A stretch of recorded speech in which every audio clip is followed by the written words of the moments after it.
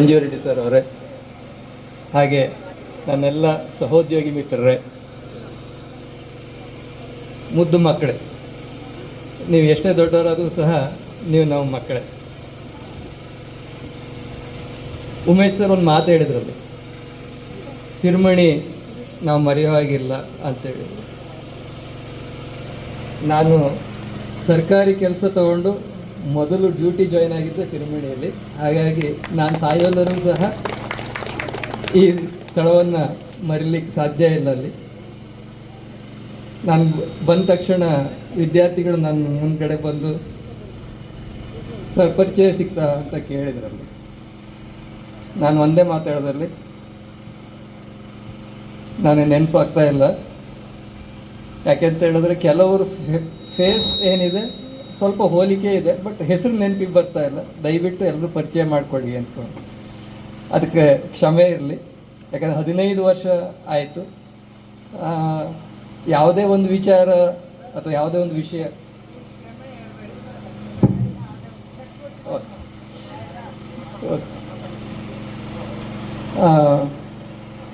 ಯಾವುದೇ ಒಂದು ವಿಷಯ ಚೆನ್ನಾಗಿ ನೆನಪಿರಬೇಕು ಅಂತ ಹೇಳಿದ್ರೆ ಅದು ಯಾವತ್ತೂ ಕಣ್ಣೆದುರುಗಡೆಗೆ ಅಥವಾ ನಾವು ಅದನ್ನು ಬಳಸ್ತಾ ಇದ್ರೆ ಅದು ಚೆನ್ನಾಗಿ ನೆನಪಿರುತ್ತೆ. ಈಗ ನಿಮ್ದು ಯಾರ್ದು ಕಾಂಟ್ಯಾಕ್ಟ್ ಇಲ್ಲ ನನಗೆ, ಆದರೆ ಶರಣ್ ನಾಯ್ಕಂದು ಕಾಂಟ್ಯಾಕ್ಟ್ ಒಂದಿತ್ತಲ್ಲಿ. ಅವನು ಫೋನ್ ಮಾಡ್ದ, ಸರ್ ಇಂಥ ದಿವಸ ನಾವೆಲ್ಲ ಸ್ನೇಹ ಸಮ್ಮೇಳನ ಕಾರ್ಯಕ್ರಮವನ್ನು ಇಟ್ಕೊಂಡಿದ್ದೇವೆ, ಬರ್ತೀರಾ ಅಂತ ಕೇಳಿದಲ್ಲಿ. ಸೊ ನಾನು ಹೋಗೋದೋ ಬೇಡವೋ ಅನ್ನುವಂತಹ ಡೆಲಿಮಾದಲ್ಲಿ ಇದ್ದೇನೆ. ಯಾಕೆಂತ ಹೇಳಿದ್ರೆ ಮೊನ್ನೆ ಮಾತ್ರ 29ನೇ ತಾರೀಕು ನಮ್ಮ ಮನೆ ಗೃಹ ಪ್ರವೇಶ ಆಯಿತು ತುಮಕೂರಲ್ಲಿ. ನಿಮ್ಮನ್ನು ಯಾರನ್ನೂ ಕರೀಲಿಕ್ಕೆ ಸಾಧ್ಯ ಆಗಲಿಲ್ಲ, ಯಾಕಂದರೆ ಕಾಂಟ್ಯಾಕ್ಟ್ ಯಾರ್ದು ಇಲ್ಲ ಆಗಿತ್ತು. ಶರಣ್ಣಿಗೆ ಹೇಳಿದ್ದೇನೆ, ಈಗ ಕಾಂಟ್ಯಾಕ್ಟ್ ಸಿಕ್ಕಿದಲ್ಲಿ ಅವನ ಮೂಲಕ ಎಲ್ಲರನ್ನೂ ನಾವು ಭೇಟಿಯಾಗಲಿಕ್ಕೆ ಒಂದು ಅವಕಾಶ ಸಿಕ್ಕಿದಲ್ಲಿ ಎಲ್ಲರೂ ಚೆನ್ನಾಗಿ ಒಳ್ಳೊಳ್ಳೆ ಹುದ್ದೆಯಲ್ಲೂ ಇದ್ದೀರಾ, ಜವಾಬ್ದಾರಿಯನ್ನು ಸಹ ವಹಿಸ್ಕೊಂಡಿದ್ದೀರ. ಆ ಜವಾಬ್ದಾರಿಯನ್ನು ತುಂಬ ಚೆನ್ನಾಗಿ ನಿರ್ವಹಿಸ್ಕೊಂಡು ಹೋಗ್ತಾ ಇದ್ದೀರ.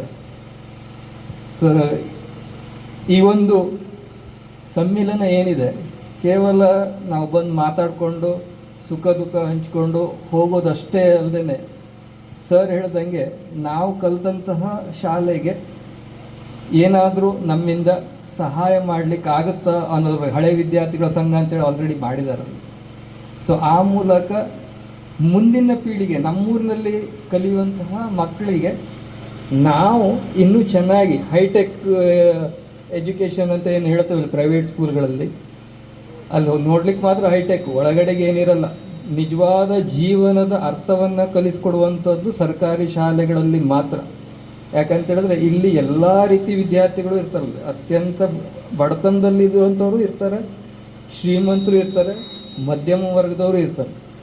ಸೊ ಇದು ನಮ್ಮ ಜೀವನ ಹೇಗೆ ನಾವು ಸಾಗಿಸ್ಬೇಕು, ಯಾವ ರೀತಿ ಎಂಥ ಕಷ್ಟ ಬಂದರೂ ಅದನ್ನು ನಾವು ನಿಭಾಯಿಸುವಂತಹ ಒಂದು ಸಾಮರ್ಥ್ಯವನ್ನು ನಮಗೆ ಈ ಶಾಲೆಯಲ್ಲಿ ನಾವು ಕಲೀಲಿಕ್ಕೆ ನಮಗೆ ಮುಕ್ತ ಅವಕಾಶ ಇರುತ್ತೆ.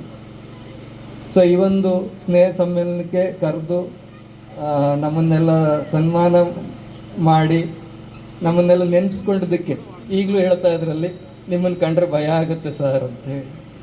ಸೊ ಭಯಪಡೋ ಅವಶ್ಯಕತೆ ಇಲ್ಲ, ಸ್ವಲ್ಪ ಭಯ ಇರಬೇಕು. ಯಾಕೆಂತ ಹೇಳಿದ್ರೆ ನಾವು ದೇವಸ್ಥಾನಕ್ಕೆ ಯಾಕೆ ಹೋಗ್ತೇವೆ ಅಂತ ಹೇಳಿದ್ರೆ ಅದು ಭಯ ಇರುತ್ತಲ್ಲ, ನಾವು ತಪ್ಪು ಮಾಡಿರ್ಬೋದು, ಆ ತಪ್ಪು ಕ್ಷಮೆ ಸಿಗಲಿ ಅಂತೇಳಿ.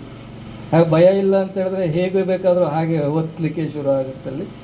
ಸೊ ಎಲ್ಲರೂ ಚೆನ್ನಾಗಿ ಜೀವನವನ್ನು ಮುಂದುವರ್ಸ್ಕೊಂಡು ಹೋಗಲಿ, ನಿಮ್ಮ ಜೀವನ ಸುಖಮಯವಾಗಿರಲಿ, ಆರೋಗ್ಯಕರವಾಗಿರಲಿ, ಇನ್ನೂ ಎತ್ತರಕ್ಕೆ ಬೆಳೆಯಿರಿ ಅಂತ ಹಾರೈಸ್ತಾ ಮಾತಾಡಲಿಕ್ಕೆ ಅವಕಾಶ ಮಾಡಿಕೊಟ್ಟದ್ದು ವಂದಿಸಿ ನನ್ನ ಮಾತನ್ನು ಮುಗಿಸ್ತೀನಿ. ಧನ್ಯವಾದ.